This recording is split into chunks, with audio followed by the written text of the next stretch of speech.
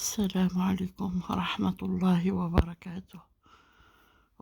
القصة اللي غنعاود لكم اليوم ما طيحش لكم في البال. القصة وقعت لي أنا شخصيا. كنت متمجة من أمريكا للمغرب، وعندي مسافة طويلة في الطيارة.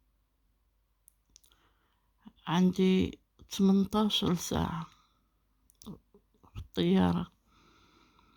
المهم كان عندي غادي نركب في 7 العشية. الحمد لله ركبنا، عملت الإجراءات ديالي بوحدي، كنت ماشية ماشي ما كانش معايا شي حد. عملت جميع الإجراءات ديالي صافي. ركبت في الطيارة. كانت الشتا بزاف والعاصفة. المهم كنت خايفة لا يوقع شي حاجة في الطيارة، و... ومسافة طويلة، والطيارة كانت عاملة ستوب حمار في الطيارة داخل، ما كانت كتحرك بزاف. كانت العاصفة والسحاب. كانت الطيارة كتحرك، يعني بالنسبة لنا حنايا يكون شي واحد ماشي طواليت ولا شي حاجة يقدر يطيح. أما المضيفات والمضيفين هادوك راه كيمشيو وكيجيو، حيت عارفين كيفاش كيمشيو. حتى هما ما كانوش كيتمشاو بزاف، قدمونا الوجبة ديال العشاء وصافي. ما بقاوش يعني كيتمشاو. المهم بقات شي 2 ساعات حنا ما نقدروش نتحركوا. فجأة سبحان الله كتدخل ديك الطيارة في واحد، الله أعلم فين دخلت، الله أعلم. كان الجو كحل، كان يعني ما عرفتش كيفاش نشرح لكم داك الشيء. كحل بزاف. دخلت في شي موطع، بقينا بحال اللي كنختنقو والناس كتغوت. جا عندنا السائق ديال الطيارة، ما عرفتش كيقولولو السائق ولا الشيفور ولا الله أعلم. كيقولنا ما تخافوش، صبروا، هادي واحد يعني دابا يرجع كل شيء المكان ديالو. مع ان كنت كنشوفو فيه واحد الخوف. والمضيفات حتى هما كيغوتو، يعني كاين اللي صبروا وكاين اللي كيغوتو. آه ما عرفناش بالضبط ديك الطيارة فين دخلت.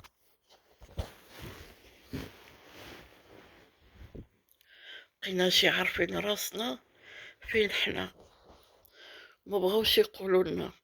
يعني المسؤول على الطيارة ما بغاش يقولنا، يعني تقطع حتى الاتصال بالأرض.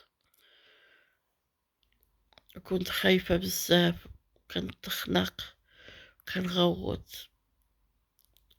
في بعض المرات كنقول اللي كتب الله هو اللي غادي يكون. اش غيزيد لي الغوات؟ الاستغفار والدعاء ان الله هو اللي غيفيدني. صافي الا كان الاجل وصل لحد هنا،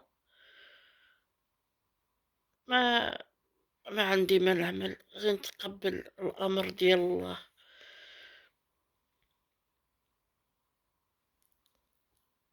اش غنعملو؟ السما فوق منا والارض من تحت منا، وحنا في السما وما عارفينش راسنا فين دخلت الطيارة. انا كان سبق لي قريت على واحد الطيارة طلعت يعني قلّعت وما وصلت إلا من بعد 27 عام، عاد وصلت للمطار ديال أميريكا وما عرفوش، وهُما نيت ملي نزلوا في المطار ما عرفوش راسهم راه جوزو 27 عام، هُما كلّهم عقلهم راه وصلوا يعني في الساعة اللي كانت المفروض يوصلوا فيها.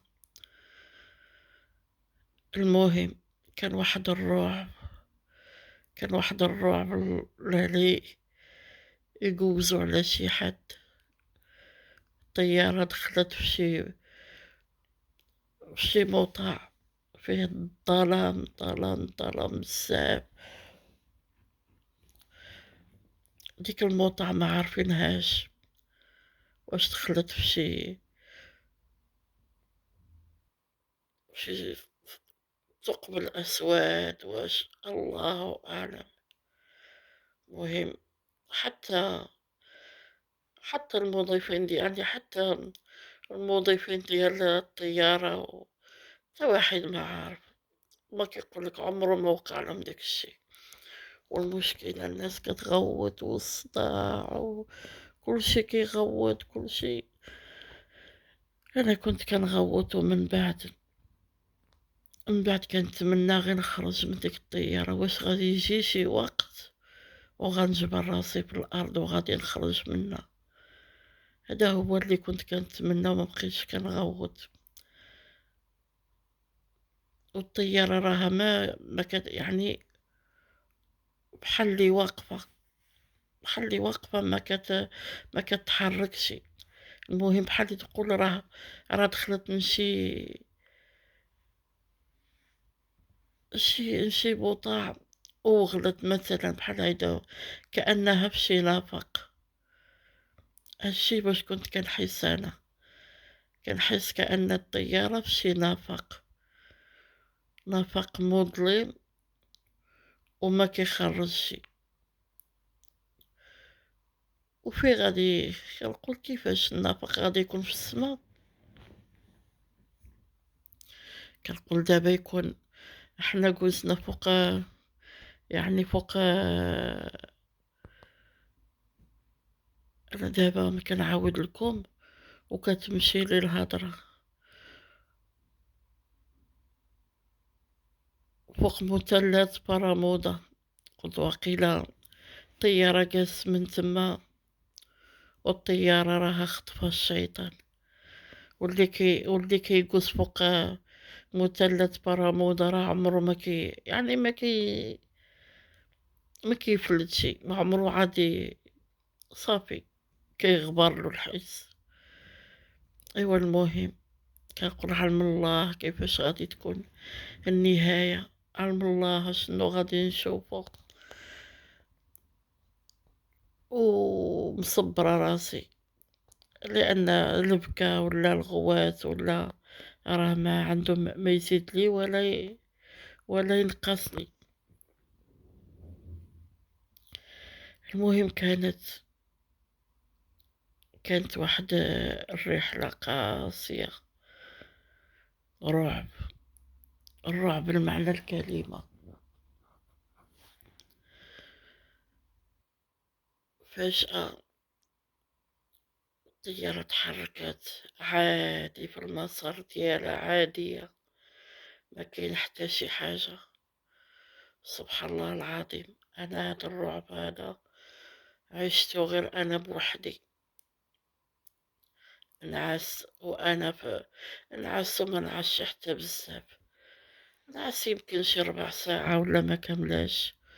وشُفت فيها لأني أصلًا أنا كنت ديك النهار عيانة، كنت مريضة شوية، يعني لمّا نعست وكنت خايفة، بصح كنت خايفة لأن بصح الطيارة كانت كتحرك بزاف وكان فيها الإنذار ما نوضوش ما نتمشاوش مدة شي 2 ساعات، لأن كانت الشتا بزاف، كانت العاصفة، كانت الطيارة ماشي بحال اللي موالفة بيها دائمًا، كانت كتحرك بزاف. والنعاس يعني ادتني عيني وأنا خايفة، ماشي على يعني ناعسة وأنا خايفة على داك الشي. هاد الشي كامل، هاد القصة اللي عاودتها لكم، راني كنت كنحلم ملي كنفيق كنلقى راسي كال يعني كاللهات، عرقانة وفيا الحرارة بزاف، واحد الحرارة طلعت لي.